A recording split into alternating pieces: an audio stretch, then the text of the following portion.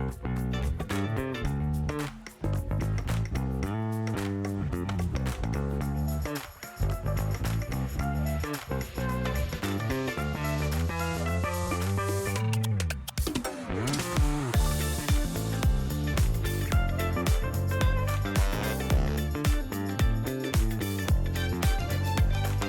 guys, Nick from HiFi Collective here.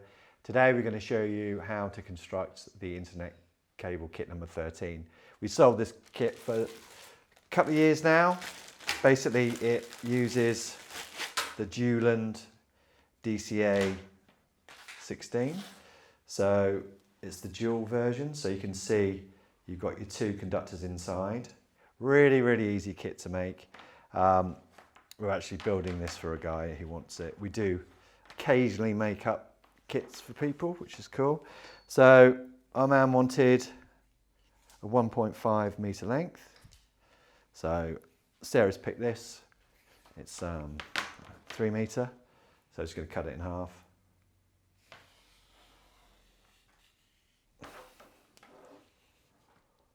There, so it's equal. Just be wary of massive long lengths of interconnect cable because it will pick up noise if it's not screened. This one obviously isn't screened, but yeah, kind of 1.5 is pretty much the max you really want to go. If it's passing by some noisy transformers, it will pick up some interference.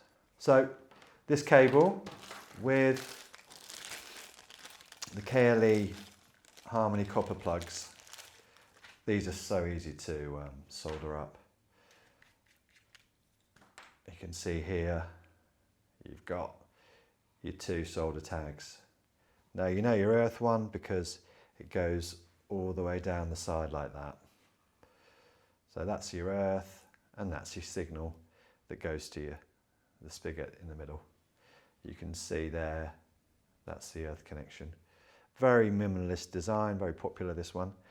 So I'm going to prepare the wire ends, but before I do, the grommet needs to go on, like so. Give it a twist as you push it on, like that. Put the wires back, and then the cage. Make sure you got it the right way around. Goes in like that. So this has two covers on it. So the outer cover is cotton and oil. So you just need to strip that down a bit. I'm just using snipes here. It's actually easy to cut this with snipes than it is scissors. That'd be alright. So I'm going back about 15 mil. Snip around the edges to expose the wire.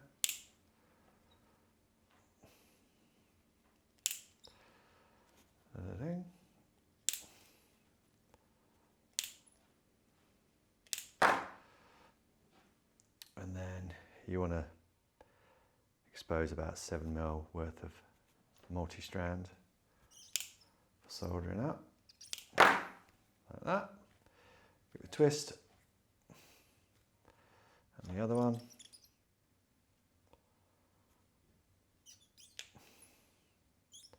So the tools you need for this job, you need an Allen key, because all the shells have grub screws in there. You need snipes like these. And you actually need a heat gun because we're going to mark off one of the ends with a bit of blue heat shrink. And obviously soldering iron, I'm using the old Weller WTCP51. Got a big, it's a 3.5 chisel end, which is great for macro stuff, valve stuff, which is what we do a lot of here. Solder, Mundorf silver gold. 3.8% silver content, easy to use, flows well. So I'm just going to tin the ends here.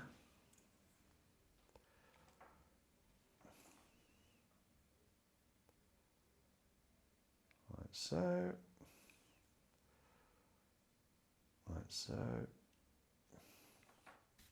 Make sure your sponge is wet, give it a clean.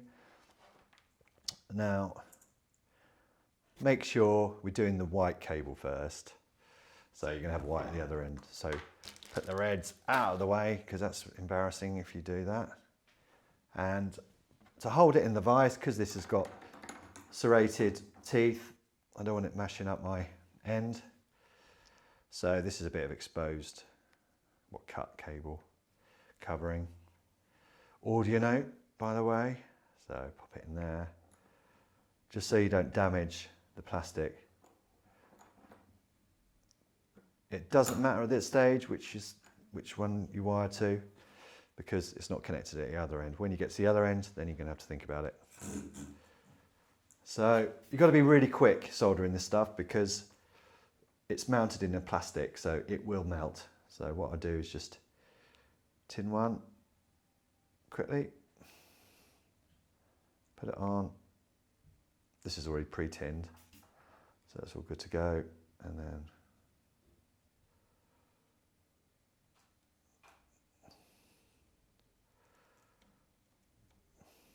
solder it on. Hold it and it's done. I'm going to put these on. My new design, ABS 4, heat shrink, so I can put it around my neck. This is for when I'm doing stuff close up. That's good. Bend it round. It's going to tin the other one as well. Like so. Pretty quick, be quick. Good. On there.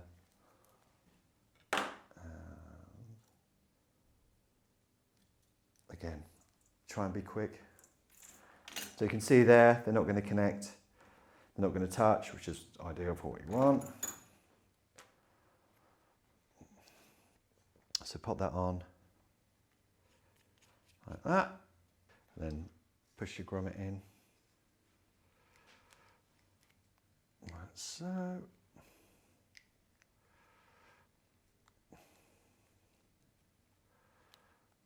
Push in.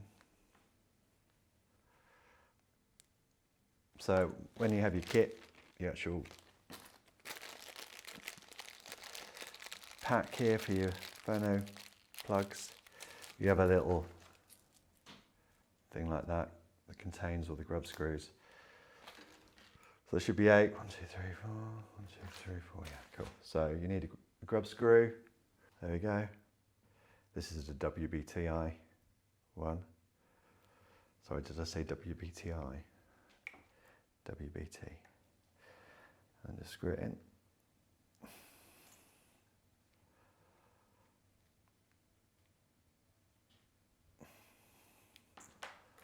Another one.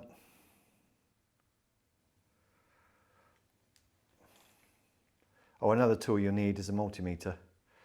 So you can identify which one's signal and which one's earth. Cool. Right, so that end's done. Nice and easy. For the other end, before we do anything, I'm going to mark it with a bit of blue heat shrink. Or you might want to use a pair of scissors as well for cutting this. So just 8mm, 10mm. So I will pop this on. The other end, run about there, will be fine. This is my dad's old heat gun.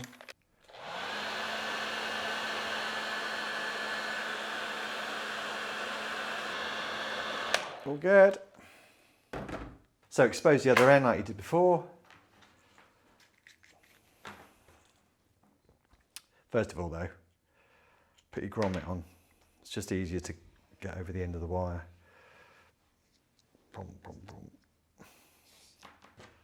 There. Make sure you put that in the right way round. Pop that in the old vise.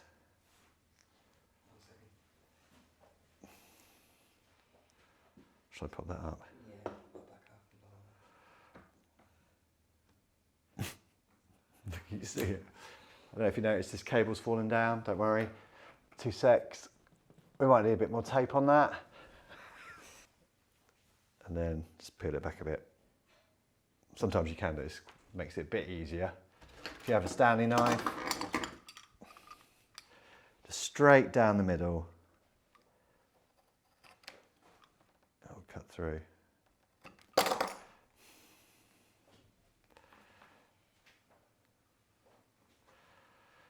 It gives you a good starting point.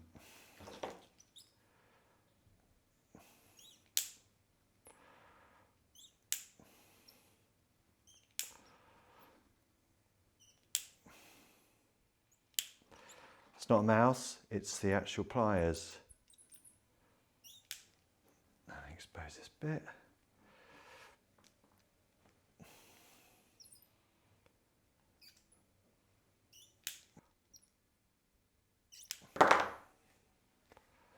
Twist.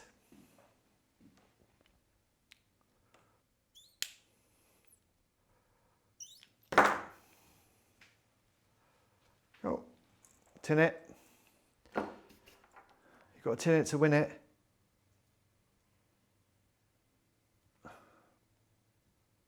Hold your breath, you don't want to breathe the free fumes. Right, so how do I know which is which? Which is the earth, which is the signal?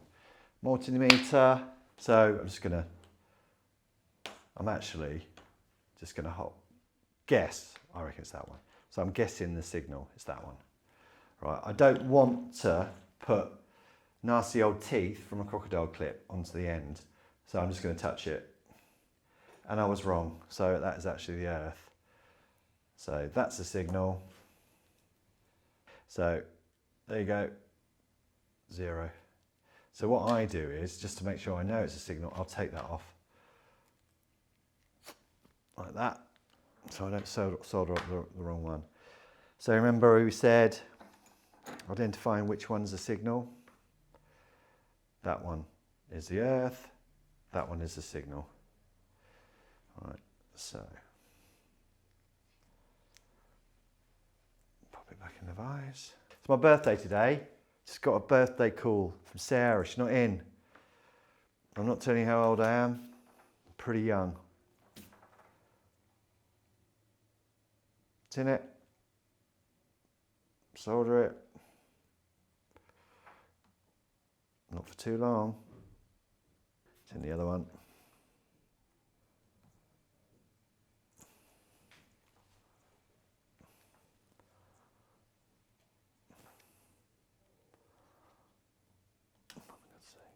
Bloody angle.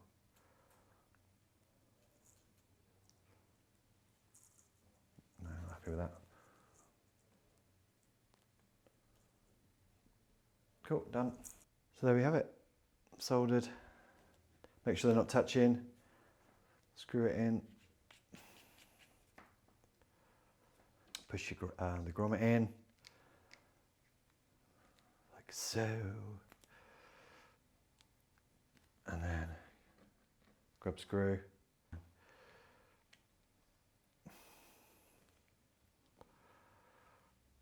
So it's a really quick build, very easy. If only all cable building was as easy as this, that's what I say. Cool. Right, so you might be wondering why one end's marked blue.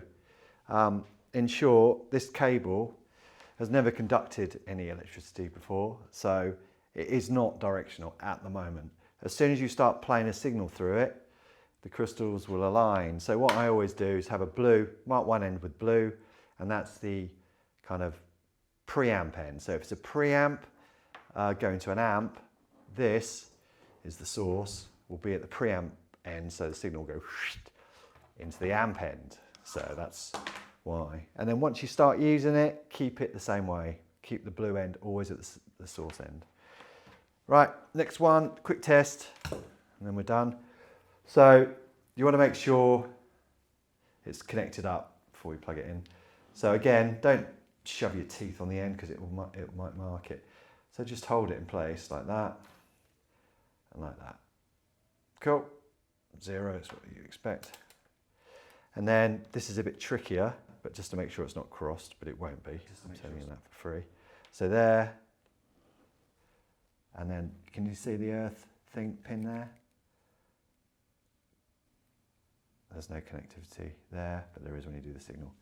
So, and this is the tricky one. So you've got to touch the earth pin, like so, and then go for that one.